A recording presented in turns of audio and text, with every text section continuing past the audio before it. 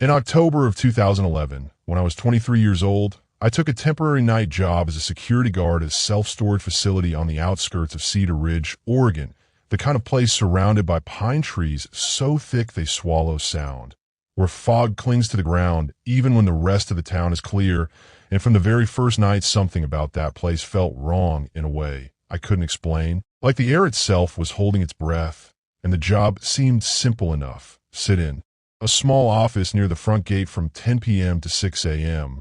Watch the security monitors, do one patrol every hour, log anything unusual.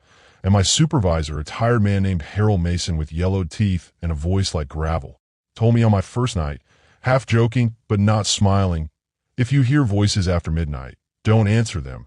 And I laughed because I thought he was trying to scare the new guy. But he didn't laugh back, just stared at me for a second too long before walking away.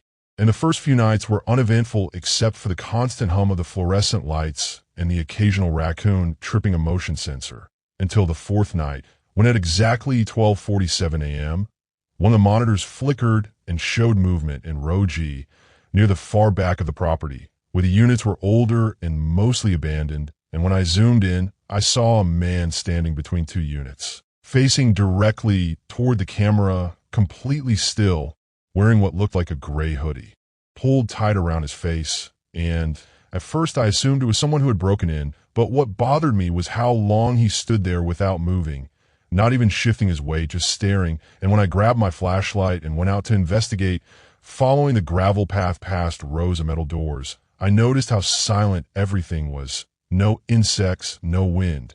And as I approached row G, the temperature dropped sharply, my breath fogging in front of me, even though it wasn't that cold. And when I reached the spot where the man should have been standing, there was no one there, no footsteps in the gravel, no open unit, nothing. And when I went back inside and checked the monitor again, the footage from 12:47 had glitched into static, as if it had been erased, and I told myself it was just a camera error. But the next night, at 12:47 again, the same monitor flickered, and this time the man was closer to the camera, close enough that I could see part of his face, pale and gaunt, his eyes dark and sunken, and his mouth slightly open like he was mid-whisper. And this time I didn't go out because something in my chest told me not to, and instead I watched, frozen, as the man slowly raised his hand and pointed directly at the camera, and then the screen went black, and the rest of the shift passed without incident. But I couldn't shake the feeling that I had been seen, really seen, and the following morning I asked Harold about row G, and his expression changed instantly, his jaw tightening as he told me not to worry about it and to stick to my patrols. And when I pushed him, asking if there had been break-ins before, he lowered his voice and said, "A few years back, a woman named Melissa Carter rented a unit back there." And then he stopped talking like he'd already said too much. And that night, just after midnight, as I was filling out paperwork, I heard a soft knock on the office door.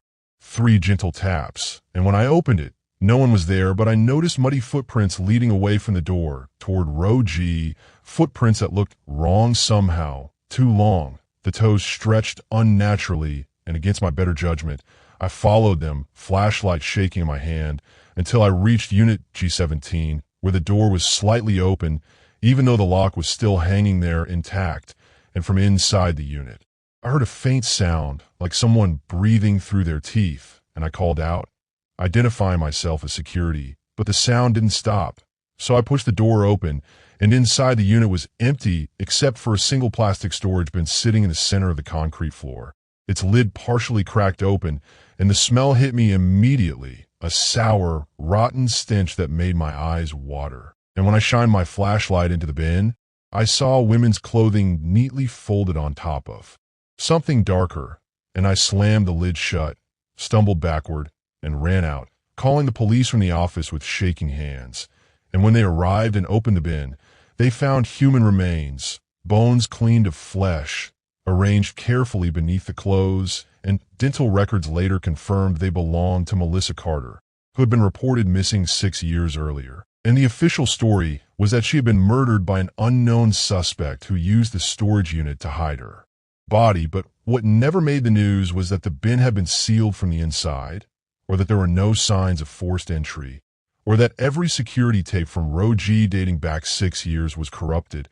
And I quit the job the next day, thinking that was the end of it, but it wasn't, because weeks later, after I'd moved on and tried to forget, I woke up at exactly 12:47 a.m. to the sound of soft knocking on my apartment door, 3 gentle taps, and when I checked the peephole, the hallway was empty, but when I looked down, there were muddy footprints leading away from my door, footprints with long, stretched toes, and that same night, I dreamed of a pale man standing at the foot of my bed, whispering over and over in a voice that sounded like it was coming from inside my own skull. She wasn't alone, and I started researching Melissa Carter on my own, digging through old forums and archived police reports. And that's when I discovered that she wasn't the only one. That over the past 15 years, at least 9 people had gone missing within a 2-mile radius of the storage facility, all last seen late at night, all with cases that went cold. And the more I read, the more I realized that the man I had seen on the cameras wasn't a squatter or a murderer in a normal sense, but something tied to that place, something that watched, waited, and collected. And then, one night, months later, while scrolling through an old local news site, I froze when I saw a familiar image, a grainy still frame from a security camera at a different storage facility, 2 towns over, showing a man in a gray hoodie standing perfectly still, facing the camera, timestamped 12:47 a.m., and beneath the image was a headline that made my blood run cold. Human remains found in Unit C12, and that's when I understood the worst part, the part that still keeps me awake. Because the article mentioned that the new security guard at that facility, a man named Ryan Holloway, was the one who discovered the remains, and I know that name because Ryan Holloway was my roommate, and he started that job 2 weeks ago. And tonight, just a few minutes ago, as I'm writing this, I heard 3 soft knocks on my bedroom door, and when I asked who was there, a voice on the other side answered in a whisper that sounded exactly like my own. If you hear voices after midnight, don't answer them.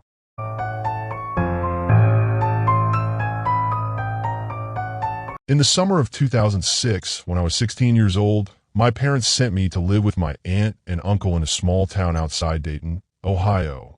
After my father was arrested and my mother spiraled into a depression she couldn't pull herself out of, and the house I moved into sat at the end of a dead road bordered by woods on 3 sides, the kind of place where silence felt heavier than noise, and my uncle, David Reynolds, worked long overnight shifts at a distribution warehouse, while my aunt, Karen, slept with earplugs because she claimed the house settled loudly. And for my first night there, I noticed something that immediately made my stomach tighten. Every bedroom door in the house had a lock on the outside, not the inside, and when I asked Karen about it over dinner, she smiled too quickly and said the previous owners had kids who sleepwalked, and I accepted the answer because I didn't want to seem ungrateful. But that first night, as I lay in bed staring at the ceiling, I heard footsteps moving slowly through the hallway, stopping outside my door, followed by the soft click of a lock being tested. And when nothing else happened, I convinced myself it was just my uncle leaving for work until it happened again the next night. And the next, always around 1:30 a.m., the footsteps, the pause, the quiet metallic sound of fingers brushing against the lock, never turning it fully, just enough to let me know someone was there, listening. And after a week of this, I confronted my uncle, asking him if he checked the doors at night, and his face went pale in a way I'll never forget, his eyes darting toward the hallway before he said, "You hear that too?" And then he refused to say anything else. And that was when I realized something was deeply wrong, because it wasn't just me. And a few nights later, unable to sleep, I stayed awake watching the gap under my door, and at exactly 1:32 a.m., a shadow slid into place, blocking the faint light from the hallway, and a low, steady breathing sound followed, slow and controlled, like whoever had practiced breathing quietly for a long time. And I sat frozen as the lock handle slowly turned, stopped, turned again, testing resistance. And then a whisper came through the door, so soft I almost missed it. Say my name, pronounced perfectly, even though I had never heard my aunt or uncle say it out loud before. And when I didn't respond, the whisper changed, becoming pleading, then angry, then flat, emotionless, repeating my name over and over until suddenly it stopped, the footsteps retreated, and I didn't sleep at all that night. And the next morning, I found scratch marks on the outside of my door, long, shallow lines in the wood near the handle. And when I showed them to Karen, her hands began to shake, and she finally told me the truth, or at least part of it, explaining that years earlier, before I came to live with them, There had been incidents, things going missing, doors unlocking themselves, voices heard in the house, and she admitted they used the locks because whatever it was seemed to prefer bedrooms, especially at night.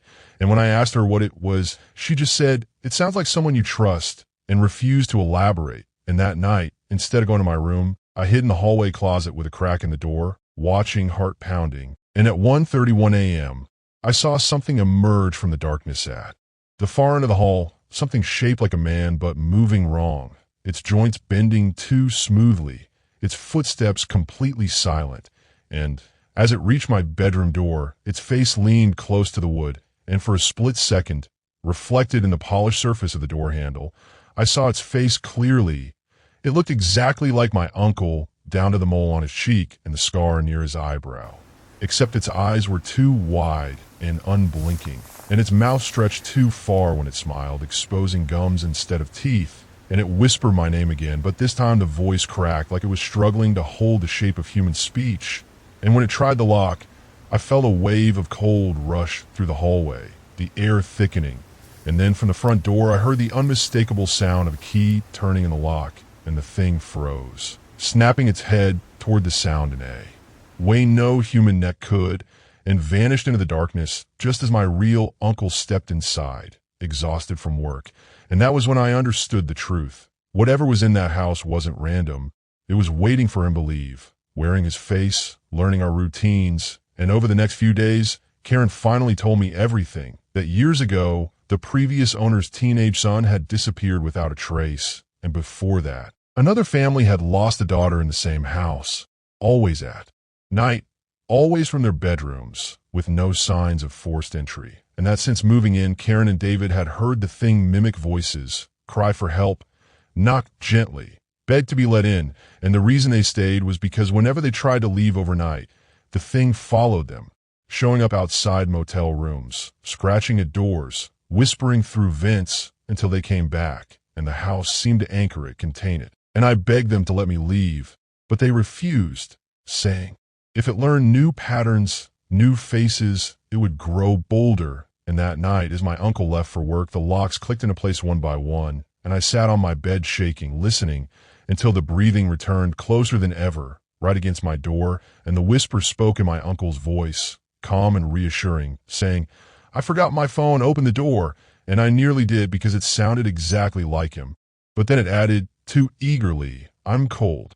And the lock began to turn harder this time, rattling violently, the door frame groaning, and I screamed for Karen. But no sound came out, my voice trapped in my throat, and just as the door began to splinter, the sound stopped abruptly, followed by slow, deliberate footsteps walking away. And in the morning, Karen was gone, her bedroom door hanging open, lock torn clean off, her bed empty, and the police never found her, declaring she'd run away despite the blood found under her fingernails and the deep gouges in the hallway walls. And 2 weeks later, my uncle killed himself in the garage, leaving behind a note that said only, "It learned her." And after that, I was sent back to my mother, and I thought it was over, until years later, when I moved into my own apartment in Chicago, and the first night there, as I lay awake in a new place with new locks, I heard footsteps in the hallway outside my door at exactly 1:32 a.m., followed by a familiar voice whispering my name in a tone that sounded relieved to finally find me again.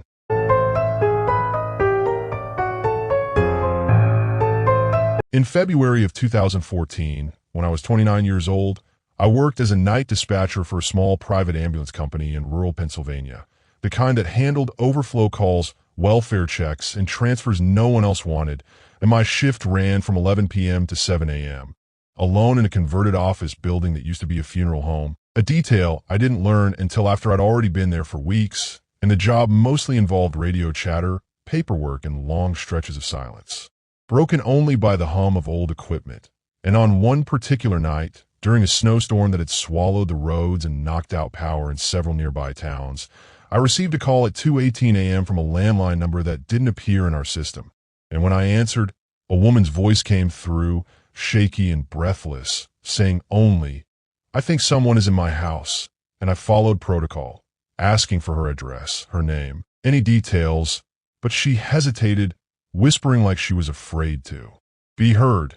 Finally telling me her name was Emily Harper and that she lived alone on Old Creek Road, a place I knew well because it cut through miles of forest with no close neighbors. And as I typed her information, I heard a sound on the line that made my fingers pause, slow, wet footsteps somewhere behind her, followed by a faint dragging noise. And when I asked if she could leave the house, she said she was hiding in a closet, that she had locked the bedroom door, but that the footsteps had stopped right outside it.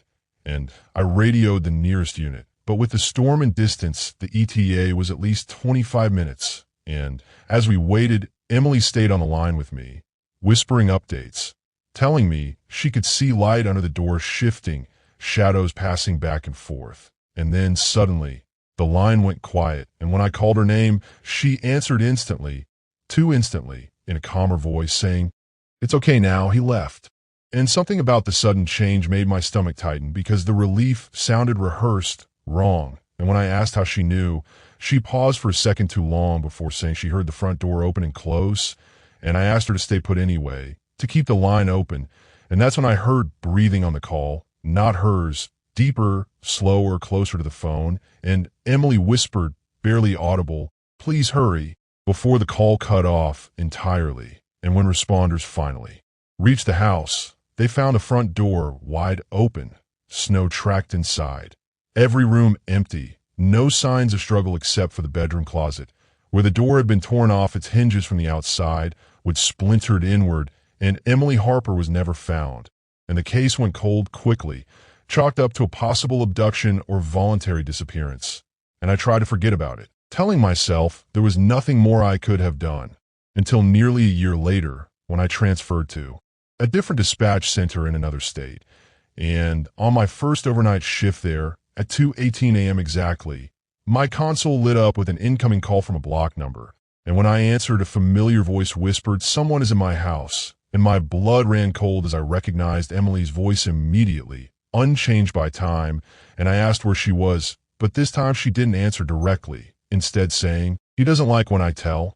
And I heard the same dragging footsteps, closer now, louder, and I realized with horror that the sounds weren't coming from her end of the line anymore, but from somewhere inside the building where I worked, faint at first, echoing through the old hallways. And I stood up slowly, listening as the footsteps on the phone synchronized perfectly with the ones I could hear behind me. And when I demanded to know where she was, she said, softly, "I never left," and the call disconnected. And over the next few weeks, I began noticing things at work. Doors unlocked that I knew I had secured, chairs moved slightly between patrols, muddy footprints leading nowhere, and every night at exactly 2:18 a.m., my console would flicker just for a second like an incoming call that never fully connected. And then one night, unable to take it anymore, I searched public records for Emily Harper, digging deeper than I had the first time. And that's when I discovered something that made me feel physically ill. Emily Harper had been declared dead in 2003, 11 years before the call I took. Her body found in the woods near Old Creek Road after she went missing during a snowstorm, and the official report stated she had died of exposure, hiding in a closet inside an abandoned house. And her remains had been discovered less than a mile from where she had supposedly lived in 2014. And the photo attached to the file showed the exact house responders had searched that night, meaning the address she gave me had been abandoned for over a decade. And I tried to report this to my supervisor, but the call logs from that night were gone, wiped clean just like the first time.